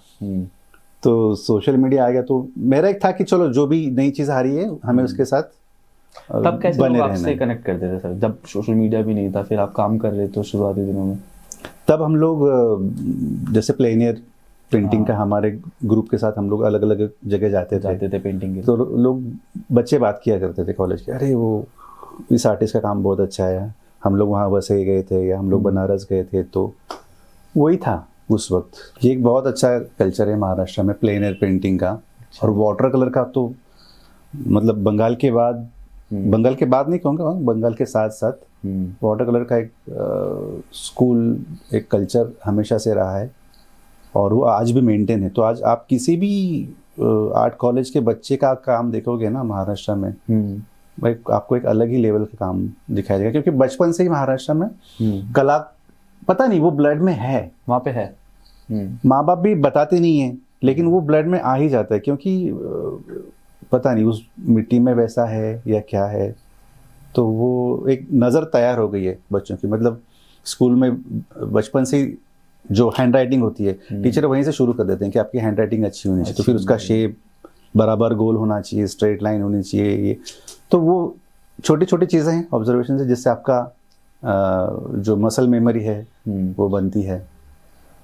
और प्लेन एयर पेंटिंग का कल्चर काफ़ी सालों से है। जो मतलब मेरा तो जो पॉइंट ऑफ व्यू है कि मैं इसलिए चाहता था कि आर्ट कॉलेज में बहुत अलग अलग जगह पे कॉम्पिटिशन्स हुआ करती थी। तो मुंबई से, सांगली से, कोल्हापुर से, हर अलग अलग जगह से प्लेन एयर आर्टिस्ट आते थे। सांगली के बच्चों का water colour was like mind blowing. Kolhapur, क्योंकि वो लोग शहर से नहीं थे, हम लोग शहर के लोग हैं, तो शहर के लोग ज़्यादा इन्फ्लुएंस रहते हैं, क्योंकि हमें गैलरी का, जहांगीर का एक्सेस है, इसका एक्सेस है, तो कहीं ना कहीं वो इन्फ्लुएंस आ जाता है। वो लोग बिल्कुल प्योर, कोई गांव से है ना वो लोग, उन्होंने कभी देखा ही नहीं किसी का काम, तो जो भी बना उनका खुद प्योर बना, तो वो उनसे ओरिजिनलिटी थी उनके काम में। वो था। दूसरी बात कि अभी मैं जूरी के लिए भी कभी कभी जाता हूँ ना, हमें जज बन के जाना पड़ता है। तो अलग अलग स्कूल्स में हम काम देखते हैं। तो स्कूल अभी अलग अलग होते हैं, कोई गवर्नमेंट स्कूल होते हैं, कोई प्राइवेट स्कूल होते हैं, कोई इंटरनेशनल स्कूल्स होते हैं। तो एक कंपटीशन अरेंज की थी उन्होंने और जजिंग के लिए बुलाया। तो एक बहुत बड़ा स्कूल था इंटरनेशनल, तो हम लोग वहाँ गए। तो 80% लोग, बच्चों का काम सेम। अच्छा। हाँ, क्योंकि सबके पास मोबाइल है, सबके पास इंटरनेट है, सबके पास पिंटरेस्ट है, तो कोई भी क्रिएटिविटी यूज़ नहीं कर रहे हैं। तो सब कॉपी इंटरनेट से ना डाल के। और वही जब मैं वो एकदम म्यूनसिपैलिटी गवर्नमेंट के स्कूल में गया, तो सारे काम अलग और सबका अलग ही लेवल का काम था। उनके पास इजीली एक्सेस नहीं है ना, मोबाइल फोन, इंटरनेट, मतलब होता है, लेकिन वो लोग खुद से करते हैं पहले। ये फ़र्क है, ये हमें समझना चाहिए कि इंटरनेट को हमें कितना कैसे यूज़ करना है और कैसे वो जनरेशन को स्पॉइल कर रहा है। सही बात है। अभी हम लोग जब बचपन में थे तो कुछ बनाना पड़ता था तो हमें टीचर ने सब्जेक्ट दिया तो हमने बना दिया। अभी मैं मेरे बच्चों को अगर कुछ बोलता हूँ बनाने के लिए तो सबसे पहले वो पिंटरेस्ट ओपन करते हैं। मतलब क्या हो गया, आइडिया लेते हैं वहीं से, आपकी क्रिएटिविटी खत्म हो गई ना, सोचने का मतलब ये आलस है और कुछ नहीं है। और ये टेक्नोलॉजी के साथ हम लोग और भी हमारी ये सुपर पावर है। अभी हम लोग जब जाते हैं, अभी देखो एक और एग्जांपल देता हूँ, हम लोग जब जाते हैं बनारस या साउथ के किसी बड़े टेंपल में, खजुराहो के टेंपल में, आप कार्विंग देखो, अजंता एलोरा का टेंपल जो बनाया है वो पूरा एक ही स्टोन में बनाया है, पूरा इतना huge temple. Can you believe that? क्या आज हम लोग बना सकते हैं? पॉसिबल भी नहीं लगता, वो तो पॉसिबल नहीं लगता क्योंकि हम लोग डिपेंडेंट हो गए हैं मशीन के ऊपर। बट हमने हमारी वो सुपर पावर खो दी है।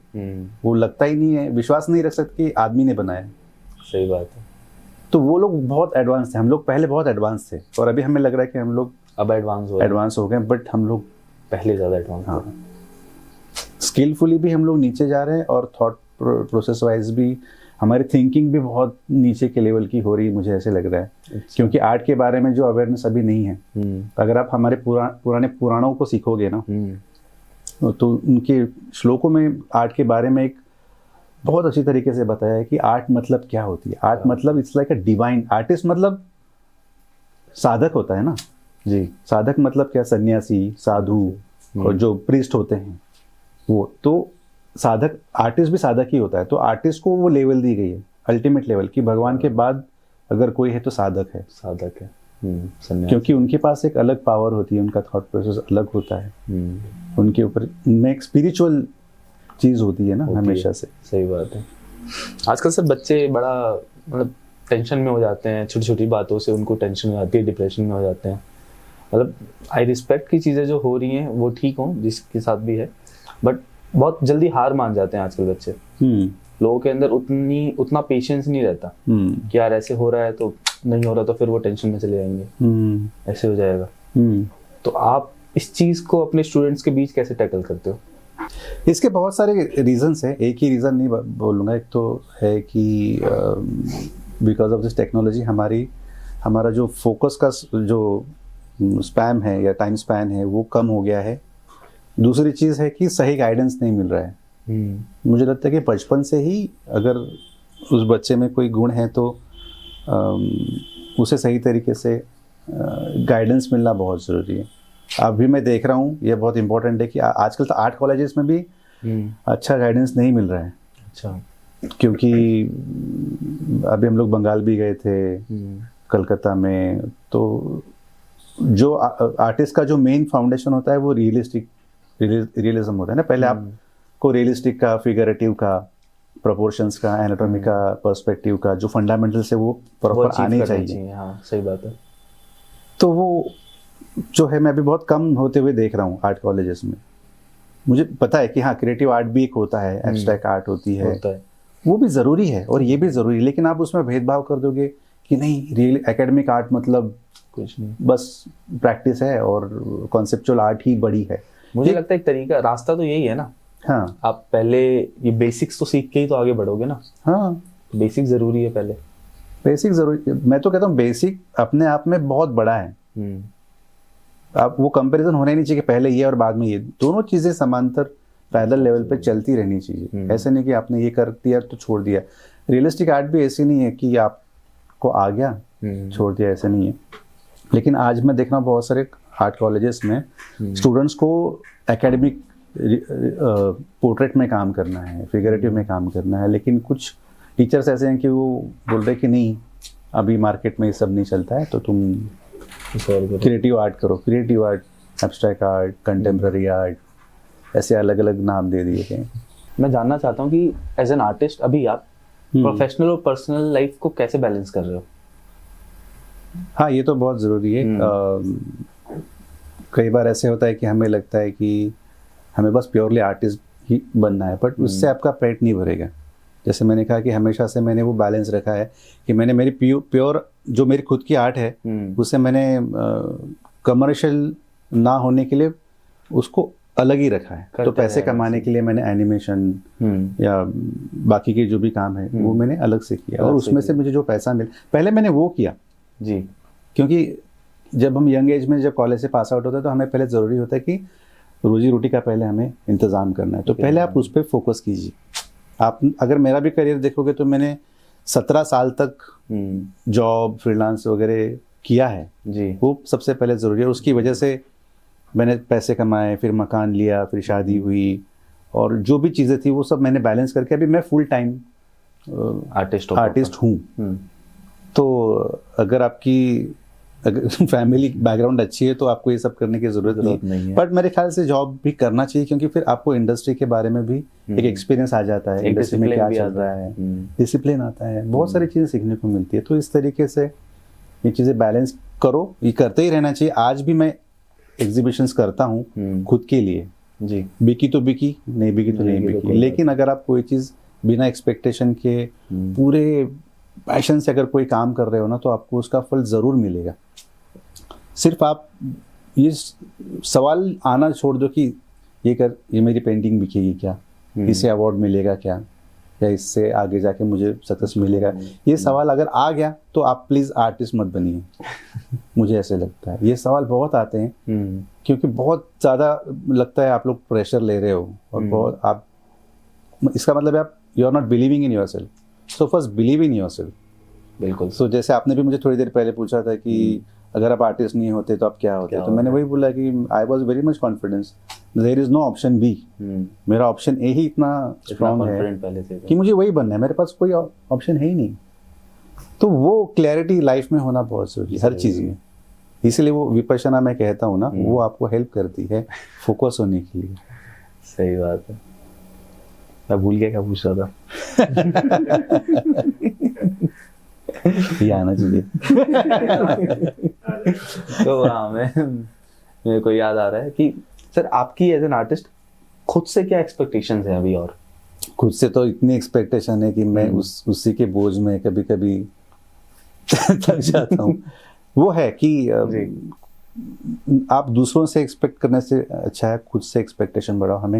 हमेशा मैं चाहता हूँ कि मेरी हर एक पेंटिंग, हर एक एग्जीबिशन ही मैं बोल रहा हूँ कि आज मैंने ये पेंटिंग की, कि आज एक स्केच किया, कल मैं स्केच करूँगा, परसों करूँगा, तो हर बार एक स्टेप लेवल अप होते रहनी चाहिए जी। और मुझे ऐसा लगता है कि मेरा लाइफ बहुत छोटा टाइम है, और इस लाइफ में मुझे बहुत सारे एक्सपेरिमेंट करने हैं। तो भगवान ने जो मुझे स्किल या जो क्रिएटिविटी दी है, उसको मैं और कितने अलग अलग तरीके से यूटिलाइज कर सकता हूँ, कितने और बड़े लेवल पे लेके जा सकता हूँ। तो ये मेरा चल रहा है। अभी मैंने स्कल्पचर्स करना भी शुरू किया है। अरे वाह। मैंने फिल्म्स भी किए हैं, मैं पेंटिंग्स भी कर रहा हूँ, और बहुत सारी चीज़ें हैं जो मुझे इस लाइफ में करनी है, जो बहुत छोटी है। तो ये एक्सपेक्टेशन खुद से बहुत ज़्यादा है, और वो मैं कभी सेटिस्फाई नहीं हो सकता, मतलब होता ही नहीं। अभी भी मेरा शो हुआ तो मुझे लगा कि यार कुछ रह गया, बहुत कुछ रह गया। कैसा था सर वो शो? शो वाज अमेजिंग, आपने तो देखा ही होगा जी। तो इस बार मैंने एक्सपेरिमेंट किए हैं। इस बार मैंने कैनवास के ऊपर बहुत बड़े साइज में 6 फीट 5 फीट के वाटर कलर्स किए हुए हैं। It's a special water colour canvas. Usually हम लोग हैंडमेड पेपर पे करते हैं ना। अच्छा, कैनवास भी है इसका? हाँ, अभी नया एक कैनवास आया है। मुझे लगा वो आपने एक्रेलिक को ही वाटर कलर की, वो भी मैंने कोशिश किया। हाँ, वाटर कलर का एक ही लिमिटेशन है, मुझे लगता है कि आप बड़े स्केल पे काम नहीं कर सकते, क्योंकि पेपर की जो स्ट्रेंथ होती है तो वो थोड़ा सा, तो मैंने सोचा कि अगर मुझे बड़े साइज में वाटर कलर करना है तो I need a very strong surface. Exactly. तो मैंने नॉर्मल कैनवास पे भी एक्रेलिक के जैसे वॉशेस देके करने की कोशिश की, लेकिन वो फील नहीं आया। देन एक हमारा बंदा है हर्षवर्धन देवदाड़े, उसका भी वाटर कलर बहुत अच्छा है जी। He suggested me to try this canvas. तो कैनवास पेपर शीट ही होगा वो? क्या है? नहीं, क्लोथ है पूरा, वो कपड़ा ही है वो। अच्छा, उसके ऊपर वाटर कलर? जैसे लिनन होता है ना, एकदम पतला वैसा ही है, बट उसके ऊपर कोटिंग अलग है। अच्छा। तो उसपे आपको नेचुरल वाटर कलर के फ्लो मिलते हैं। इट्स अ न्यू सरफेस, थोड़ा सा समझने के लिए टाइम जाता है, but I could handle it. बढ़िया। प्लस मैंने अभी स्कल्पचर्स भी किए हैं, और बहुत सारे कॉन्सेप्ट्स मैंने अभी लिख के रखे हैं। तो जब भी मैं मेडिटेशन करता हूँ तो बहुत सारे आइडियाज आते हैं। मतलब इट्स लाइक मैंने 2-3 बार किया है विपश्यना कोर्स, तो हर बार एक नया एक्सपीरियंस आता है। इस बार जब गया था तो it was like blast of ideas. इतने सारे आइडियाज आ रहे कि निकल रही और I am not able to register anything. तो जितने भी याद रहे उतने मैंने लिख के रखा है। तो इसलिए मैं हमेशा ऐसा कहता हूँ कि मेडिटेशन करना एक आर्टिस्ट के लिए बहुत और ये इस बात से ना मुझे ये बात भी याद आ रही है कि जब हम स्केचिंग ज्यादा करते हैं तो हर चीज को ऑब्जर्व करते हैं और वो हमें स्केचिंग फॉर्म में दिखने लग जाती है ना। तो गाड़ी चल रही है वो पूरा स्केचिंग में आ गया, पेड़ है, नेचर है, सब कुछ ऐसे आने लग गया। तो जब सपने भी आते हैं तो सपने में भी कोई अलग ही कॉम्पोजिशन बन रही है कि यार ये वाला बढ़िया सपना है, ये कॉम्पोजिशन बेस्ट है। बिल्कुल फिर वही हल्का सा ड्रॉ कर लिया, स्केच कर लिया कि भाई जब हम कुछ बनाएंगे तो इसको उसके लिए यूज करेंगे। बिल्कुल। तो ये मजा आता है एक, वैसे ही होना चाहिए। और मुझे लगता है आर्टिस्ट ने, जैसे हम लोग रियलिस्टिक आर्ट करते हैं तो उसके साथ कॉन्सेप्ट और ये जो आप लोगों ने सपना देखा, ड्रीम, तो एक आर्ट क्या होती है? एक आर्ट होती है पोइट्री। क्या बात है ना। एक होता है कि जैसे हमने कोई एक कहानी लिख दी और आपने एक पोइट्री लिख दी, हम क्या पसंद करेंगे? पोइट्री ना। तो painting is a visual poetry. बिल्कुल। तो यहाँ पे आपको कॉन्सेप्ट भी ऐड करना है विजुअल के साथ, कि ना जो जैसे दिख रहा है वैसे के वैसे। मुझे तो मेरा एआई मेरे ड्रीम्स ही लगते हैं जो मैं सपने में सोच सकता हूँ वो बहुत इनफाइनाइट है कि हाँ क्या क्या सकता है। नहीं, आप कविताएं भी लिखते हैं, बहुत अच्छे लिखते हो, मैंने पढ़ा। हाँ सर, बहुत अच्छा है वो एक वही तो क्रिएटिविटी है ना जी। ये एआई नहीं कर सकता। सर आप कुछ लिखते हो? सर मैं कुछ नहीं लिखता, मैं सिर्फ बोलता हूँ। जी। एक टाइम पे तो मैं बोलता भी नहीं था, मैं बहुत इंट्रोवर्ट था। मतलब हर आर्टिस्ट इंट्रोवर्ट होते हैं। और बोलना किसी के लिए, आर्टिस्ट के लिए, मतलब इट्स लाइक आप समझ सकते हैं, मतलब सजा देने लायक हो जाता है वो। ओपन अप होना, क्योंकि आर्टिस्ट की एक ही लैंग्वेज है, विजुअल लैंग्वेज। उसी आप उस पर, मतलब आर्टिस्ट कैनवास के ऊपर पूरी तरीके से एक्सप्रेस हो सकता है, लेकिन मुझे लगता है बोलते भी आना चाहिए। हम लिखते हैं जैसे आप लिखते हो, तो वो नेचुरल होता है। तो नेचुरली आपकी जो कविता है या जो भी रचना है ऑटोमेटिकली आ जाती है। जैसे आर्टिस्ट का ऑटोमेटिकली कैनवास के ऊपर आ जाता है, वैसा आपका उसके ऊपर आ जाता है। लेकिन हाँ, लाइफ सिखाती है। आपका एक्सपीरियंस आपको जब बताता है तो जैसे बात कर रहे हो पोइट्री की, तो मेरा मन कर रहा है 2 लाइन सुनाने का। अरे बिल्कुल, है ना। तो एक शब्द है तबस्सुम काज़िब। इसका मतलब है एक झूठा चेहरा, झूठे शक्ल की शक्ल। तो लिखा है कि तबस्सुम काज़िब की आड़ में तूने जो सोचा वैसा ही सही। तबस्सुम काज़िब की आड़ में तूने जो सोचा वैसा ही सही, गुलामी तो हमसे होगी नहीं।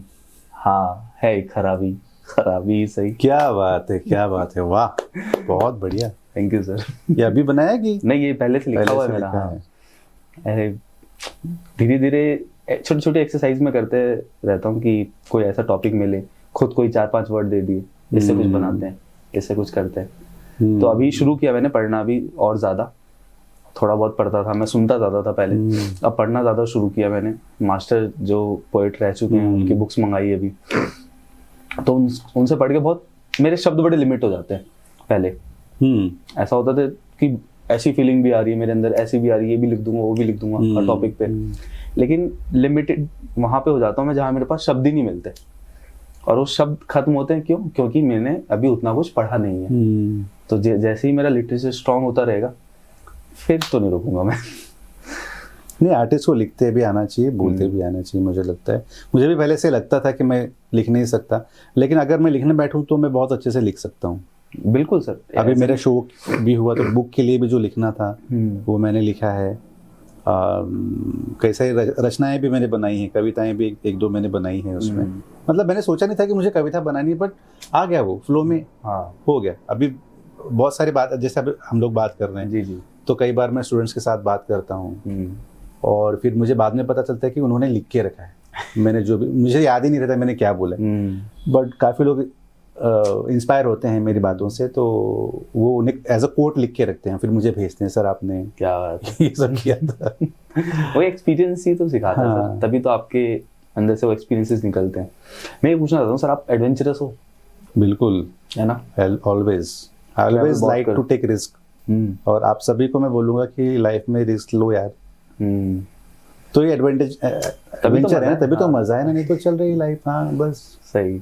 मैंने अभी देखा, अभी लिटरली आप रेस्ट करके आए, बाइक देखी, यार ये बाइक बढ़िया है, चाबी दी। आप इस जगह को जानते भी नहीं हो, फर्स्ट टाइम आए हो यहाँ पे, फिर भी आप बाइक उठाई आपने और चले गए। मुझे लगा देखिए बाइक मुझे करना है तो करना है। बहुत सही। ये इतना स्पॉन्टेनियस होना चाहिए, वो मेरे लिए बहुत ऐसा यार सही है यार। मैं तो अकेला ही गाड़ी निकाल के निकल जाता हूँ। आपके जाने के बाद हम लोग बात भी कर रहे थे कि अगर ऐसी ट्रिप हो, 10-12 लोग ऐसे एक साथ ही बाइक पे, मजा आएगा, स्पीति वैली की एक ट्रिप हो जाए। मैं तो यही चाहता हूँ कि सारे आर्टिस्ट लोगों को एक एक बाइक दे दो और ऐसे निकल पड़ो। अभी हम लोग ऋषि और हम लोग वही बात कर रहे थे कि कल मॉर्निंग में फ्लाइट से आ रहे थे, तो हम लोग ऐसा कुछ प्लान कर रहे हैं कि हमारे जितने भी बेस्ट आर्टिस्ट हैं इंडिया के, सबको लेके एक ऐसा एडवेंचरस होना चाहिए कुछ, जैसे बॉलीवुड में स्पोर्ट्स में कुछ ऐसा होता है ना कि सब एक साथ आ जाते हैं, एक ऑर्गेनाइजेशन उनको साथ लाती है, चीजें होती हैं। तो वो आर्टिस्ट के फील्ड में ना थोड़ा मिसिंग सा लगता है कि यार ये सारे भी एक साथ आए, एक फ्रेम में दिखेगा ही, तो मजा आएगा। प्लान करने का कि एक स्टूडियो कर ले, सारे जो महान कलाकार उनको और बिल्कुल हम तो APL कर रहे हैं, आर्टिस्ट प्रीमियर लीग, उसमें गिराए सबको, मजा आ जाएगा। सिकंदर सर भी वैसे हैं, सिकंदर सर, निशिकांत, अचिंत्या, हम लोग जब चारों मिलते हैं ना तो फिर हम लोग छूट जाते हैं। कितना ही मजा आएगा सर, कोई जूनियर आर्टिस्ट सीनियर आर्टिस्ट की विकेट ले रहा हो। क्या ही मजा आ जाएगा। बहुत बहुत बहुत।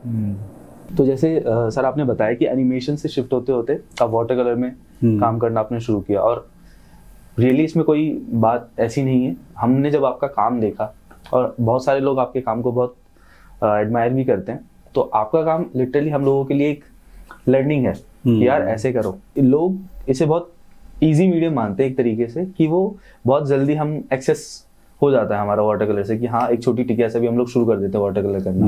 क्योंकि जब बच्चे भी होते तो उनको रंगीला दे दिया जाता है यहाँ पे, कि वो 11 कलर का सेट आता है, उससे हम करने लग गए पोस्टर वाटर। तो वो धीरे धीरे जब हम प्रोफेशनल लेवल पे देखते हैं, हालांकि इसमें बहुत ज्यादा, मैं तो बहुत टफ मानता हूँ इसको, क्योंकि वो फ्लो को मैनेज करना, उस एक्सीडेंट को मैनेज करना बहुत मुश्किल है वाटर कलर के लिए। आप एक्रेलिक में, ऑयल में आप संभाल सकते हो, बट वाटर कलर संभालना इट्स वेरी डिफिकल्ट। तो उसको अगर प्रोफेशनल लेवल तक लेके जाए तो एक पेंटिंग कितनी महंगी बिक सकती है, कितना उसमें हम ग्रो कर सकते हैं, एक आर्टिस्ट कितना कमा सकता है। हालांकि ये जरूरी नहीं है, लेकिन अगर वो उसको फाइनेंशियली भी हेल्प करे आर्टिस्ट को, तो उसके लिए बेटर है ना। बिल्कुल। एक्चुअली आर्ट की वैल्यू हम कैसे कर सकते हैं, मुझे लगता है, मेरे ख्याल से अगर देखा जाए तो oil painting, acrylic painting, water colour अगर कंपेयर किया जाए तो कंपैरिजन नहीं होना चाहिए जी। लोगों को लगता है कि हाँ वाटर कलर क्या है, इतना सा लगता है, बट एक्चुअली देखा जाए तो वाटर कलर ऑयल कलर से भी महंगा है, बट हम काफी कम यूज करते हैं क्योंकि ट्रांसपेरेंसी। हाँ। उल्टा पेपर आप देखोगे तो वो कैनवास से भी महंगा है, बहुत एक्सपेंसिव है, प्लस उसे हैंडल करना बहुत मुश्किल होता है। तो हर पेंटिंग आपका सक्सेसफुल होगा ही ऐसे भी नहीं कह सकते। सही। ऑयल पेंटिंग में, एक्रेलिक पेंटिंग में आप टचअप कर सकते हो, कुछ गलती होगी, इसमें आप नहीं कर सकते। तो इसमें ज़्यादा मेहनत है। इनफैक्ट मुझे लगता है कि मार्केट में वाटर कलर को जो वैल्यू है बहुत कम मिल रही है। मेरे ख्याल से वाटर कलर की वैल्यू ऑयल एक्रेलिक से भी ज़्यादा होनी चाहिए, क्योंकि ये सबसे डिफिकल्ट मीडियम है, सबसे स्पॉन्टेनियस मीडियम है, इसमें गलती की कोई गुंजाइश नहीं है। दोबारा इसमें आपको सचमुच में मास्टरी चाहिए। तो लेकिन मार्केट के लोग वैल्यू से सिर्फ उसकी लाइफ के हिसाब से करते हैं, क्योंकि हम लोग पेपर पे करते हैं तो पेपर का लाइफ ऑब्वियसली कैनवास से कम है, थोड़ा कम, ज्यादा नहीं फर्क है, थोड़ा कम है। हाँ, अगर उसको सिक्योर तरीके से रखा जाए तो फिर तो हाँ। और ऐसा कुछ नहीं है कि वाटर कलर की वैल्यू कम है या ज्यादा है। अगर आपका काम तगड़ा है जी, तो उसकी वैल्यू ऑयल से भी कई गुना ज्यादा है। हम लोग सिर्फ अभी इंडिया में कंपेयर कर रहे हैं। अगर आप चाइना में जाइए, आप चाइना में जाओ, क्या वैल्यूएशन है वहाँ पे वाटर कलर बहुत तगड़ी, लाखों करोड़ों में वहाँ पे बिकती है। अरे वाह। तो पहली बात तो मैं तो कभी ये नहीं मानता कि पेंटिंग की वैल्यू क्या होनी चाहिए जी, और कोई पैरामीटर भी नहीं है कैसे उसको नहीं। हर एक मीडियम की अपनी एक ब्यूटी है जी। With all due respect every medium is strong. तो जिसे जो काम पसंद है उसने वो वैल्यू दे देना चाहिए। अभी तो केले भी बिक रहे हैं करोड़ों में, सोचो 52 करोड़ का है वो। Shit यार। तो कॉमेडियन। आजकल स्किल को इम्पोर्टेंस ना दे के सिर्फ थॉट को इम्पोर्टेंस दिया जा रहा है, और ये सब गिमिक है। थोड़े दिन आप रुकिए, इस केले की वैल्यू आपको पता चलेगी। सही बात है। ये गिमिक है क्योंकि ऑक्शन हाउस में ऐसी चीज, ये स्टंट्स हो रहे हैं। बिल्कुल, ये स्टंट्स हो रहे हैं, और गलत चीजें हमेशा एक टाइम के बाद खत्म होने वाली हो जाती है। सो आप टेंशन ना लें कोई भी कि यार केला बिक रहा है, ये बिक रहा है, वो बिक रहा है। ये सब यूजलेस चीजें। ठीक है, मैं भी रिस्पेक्ट करता हूँ कि कॉन्सेप्ट भी पावरफुल होती है, बट फिर स्किल कहाँ चलेगी? स्किल को भी, स्किल और art should be combination of skill and concept. और इसी बात से टीम का भी एक सवाल था जो बहुत ही मुझे लगा पावरफुल है कि लोग समझते हैं जब हम काम करते हैं कि ये हमारा भगवान का दिया हुआ टैलेंट है, स्किल नहीं है ये। अगर उसको स्किल की तरह रिस्पेक्ट दी जाए तो ज्यादा अच्छी बात होगी। तो अगर भगवान ने आपको दिया है तो फिर आपको प्रैक्टिस करने की जरूरत ही नहीं है। हाँ, अपने आप आ जाना चाहिए। क्यों करते हैं वो प्रैक्टिस फिर हम? नहीं, वो तो साधना करनी ही पड़ती है ना। वो तो भगवान ने आपको एक जरिया दिया है काम करने का। सबको अलग अलग जरिया दिया है। डॉक्टर भी जब बनते हैं तो उनको भी प्रैक्टिस करनी ही पड़ती है ना रोज। बिल्कुल। आप आर्ट ऐसी चीज नहीं कि एक्चुअली वही है कि नजरिया अलग है कि हमें लगता है कि आर्ट कोई कमाने का जरिया नहीं है। आर्ट बस एक शौक है, ऐसे नहीं है। आर्ट का यूज बहुत सारी जगह पे होता है। आप हर चीज देख लो, अभी यहाँ पे ये कप पड़ा है, आप सोचो मुझे जब ये कप जब बनाया होगा तो क्या ऐसे मन से बना होगा क्या? किसी ने पहले इसका डिजाइन बनाया होगा, स्केच किया होगा। ये आईपैड पड़ा है, ये कुर्सी पड़ी है, हर चीज स्केच से शुरू होती है, कॉन्सेप्ट से। सही बात है। तो हर जगह पे आर्ट की वैल्यू है। ये बात अलग है कि हम लोग खुद के लिए पेंटिंग बनाते हैं अलग से, वो एक अलग है। तो आप बस उतना ही मत देखिए, वो बिकने के लिए नहीं है। जो हम हमारे लिए खुद के लिए काम करते हैं जी, वो हमारा खुद का एक एक्सप्रेशन है।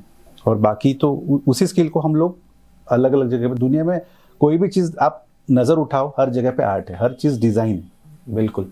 डिजाइन से शुरू हुए स्केच, सब कुछ उसके बेसिक्स पे अगर हम जाएंगे तो फिर आर्ट ही है वो। आजकल प्रोडक्ट डिजाइन देखो ना, कितने सारे प्रोडक्ट्स आ रहे हैं। ये माइक बना है, इसका भी डिजाइन बना होगा ना। सही बात है। और एक ही डिजाइन नहीं बना है, बहुत बने होंगे, तभी उसके ऊपर भी सोचा होगा कि भाई कितना, इसकी साइज कितनी बड़ी होनी चाहिए, कहाँ पे ये लगेगा, उसके हिसाब से गोल होगा, चपटा होगा, लंबा होगा, पतला होगा। तो हर जगह पे प्रोडक्ट का डिजाइन है। सर, इतना कुछ अचीव करने के बाद, इतना लोगों से प्यार मिलता है काम को लेके, इतना सब कुछ होता है, तो यही एक बहुत अच्छी बात है अपने लिए एज एन आर्टिस्ट। मुझे लगता है कि यहाँ पे आर्टिस्ट बहुत सेटिस्फाई हो जाता है ना। लेकिन आपको अभी फ्यूचर, आपके क्या गोल्स हैं कि यार मुझे ये तो और करना है अचीव, मुझे ये तो और करना है, कुछ विश लिस्ट में है कि मैंने अगर जहांगीर में गैलरी लगा दी अपनी, इसके बाद एक और गोल है मेरा, उसके लिए मुझे वर्क करना है। तो ऐसे कुछ पॉइंट्स हैं आपके दिमाग में, वो बताइए सर। वैसे अचीव तो कुछ नहीं करना है, बट एक अपनी बकेट लिस्ट होती है कि मुझे इस लाइफ में ये एक्सपीरियंस लेने हैं जी। तो एग्जीबिशन करना, अवार्ड मिलना, ये सारी चीज़ें तो मैंने कभी एक्सपेक्ट नहीं की। मेरा एक एक्सपेक्टेशन है कि भगवान ने अगर मुझे एक लाइफ दी है तो मुझे उसे फुलफिल पूरा करना है, मुझे उसे पूरा जस्टिफाई करना है। तो मैं क्या कर सकता हूँ? तो मुझे लगता है ट्रैवलिंग मुझे करनी है, पूरी दुनिया देखनी है, लोगों से मिलना है, जो मेरे पास है वो बांटना है, जो उनके पास है वो लेना है, सही एक्सचेंज करना है, इंस्पिरेशन लेना है। और हमारी इंडियन आर्ट को मुझे पूरे दुनिया में बताना है कि हमारी इंडियन आर्ट का स्टैंडर्ड क्या है। हमारे पास बहुत पावर है, लेकिन हमारे कुछ यंग आर्टिस्ट हैं, वो लोग बहुत ज़्यादा वेस्टर्न आर्ट की तरफ इन्फ्लुएंस हो रहे हैं। ठीक है, और बहुत लोग बाहर भी सीखने के लिए जा रहे हैं। तो मुझे लगता है कि मेरी एक और इच्छा है कि एक हमारा प्योर इंडियन आर्ट का एक स्कूल हो, जिसमें प्योर इंडियन तरीके से आर्ट सिखाई जाए। तो मैं भी जब सिखाता हूँ सबसे पहले, तो मैं सबसे पहले नाट्य शास्त्र, सबसे पहले हमारा कामसूत्र, ये सारे श्लोक आप पढ़ोगे तो उसमें आपको चित्रकला के बारे में, शिल्पकला के बारे में सारी चीज़ें दी गई। बहुत लोग वेस्टर्न आर्ट सिखाते हैं, मैं शुरू ही करता हूँ इंडिया से। हम लोग कौन है? इंडियन है, लेकिन हमें उसकी वैल्यू पता नहीं। आप अगर साउथ के टेम्पल्स में जाओ, यहाँ जाओ, सब जगह पे आपने वो बड़े बड़े मंदिर देखे होंगे, कार्विंग देखे हैं, उसमें कुछ सिंबल्स हैं, हमें समझ में नहीं आता है। अरे आप समझो, स्टडी करो, उनकी बुक्स में आप पढ़ो, उसका इतना डीप मीनिंग है, इतना कुछ है ना। मुझे लगता है ये हमें सीखना बहुत जरूरी है। हमारे वेद पुराणों में सब कुछ है, जिसका भी स्टडी सारे वेस्टर्न साइंटिस्ट लोग कर रहे हैं, सब कुछ है हमारे पास है, और हम लोग वहां भाग रहे हैं। हम ऑलरेडी कल्चरली रिच हैं, बहुत बहुत, उसको स्टडी करना जरूरी है, बहुत ज्यादा। Not culturally, spiritually, scientifically, exactly, artistically, सब कुछ सब कुछ। बहुत मजा आया सर आपसे बात करके, इतना सेटिस्फाइंग है ये। और बहुत चीजें सीखने को मिली, समझने को मिली आपके बारे में। थैंक यू सो मच आपके इतने प्रीशियस टाइम के लिए। मुझे बहुत मजा आया, और आप लोग जो भी अभी कर रहे हो ये बहुत ही अप्रिशिएटेबल चीज़ है, क्योंकि जैसे हम लोग भी पेंटिंग के लिए प्लेन एयर के लिए जाते हैं, तो वो सिर्फ खुद के लिए नहीं जाते हैं, हम अवेयरनेस की लोगों के साथ, लोगों के सामने हम लोग पेंटिंग करें, ताकि वो देखें और उन्हें पता चले कि हाँ भाई पेंटिंग भी कोई एक चीज़ होती है। तो वैसे आप लोग इस वीडियो के माध्यम से, पॉडकास्ट के माध्यम से जिस तरीके से अवेयरनेस फैला रहे हो, ये बहुत अच्छी चीज़ है, और आप किसी बिना एक्सपेक्टेशन के कर रहे हो। और मुझे लग रहा है कि आप बहुत आगे जाके सक्सेसफुल रहोगे। और जैसे हम लोग बात कर रहे थे कि जुगाड़, आप लोग भी अभी जो जुगाड़ कर रहे हो ये सक्सेसफुल होगा। क्या बात। क्योंकि आप एक्सपेक्ट नहीं कर रहे हो, जुगाड़ कर रहे हो, अभी जुगाड़ ही चल रहा है सब। तो ये बहुत अच्छी चीज़ है, और इसीलिए बहुत अच्छे अच्छे कलाकार आपसे जुड़ रहे हैं ना जी। हम क्यों आए, है ना? तो क्योंकि आपका इंटेंशन बहुत प्योर है। बिल्कुल सर। और भी लोग जुड़ेंगे, और आगे जाके ओवल आर्ट स्टूडियो का काफ़ी नाम होगा, और आप उसे बहुत अच्छी तरीके से भी प्रेजेंट कर रहे हो। ऐसे नहीं कि सिर्फ आप कर रहे हो, बट एक अच्छा शूट होना चाहिए, एक अच्छा माइक होना चाहिए, अच्छी लाइटिंग होनी चाहिए, तो ये आप एक आर्टिस्ट ही वो कर सकता है। हाँ, तो बहुत अच्छा आप कर रहे हो, और ऑल द बेस्ट आपकी पूरी टीम के लिए जी। Really appreciate. Thank you so much sir. Thank you.